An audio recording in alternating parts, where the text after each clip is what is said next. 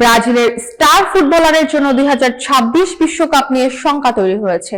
নেইমারের হাঁটুর মেনিসকাসের চোটের কারণে তিনি বিশ্বকাপের 6 মাস আগে অস্ত্রোপচার করানোর সিদ্ধান্ত নিয়েছেন। সম্প্রতি সান্তোস দলের লিগের শেষ ম্যাচে করুজেইরোর বিপক্ষে 3-0 গোলে জয় পেয়েছেন।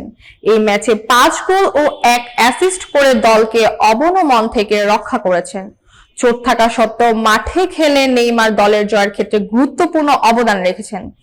তবে ম্যাচ শেষ করে তিনি সাংবাদিকদের জানান, এখন বিশ্রাম নেওয়া প্রয়োজন এবং তারপর অস্ত্রোপচার করা হবে।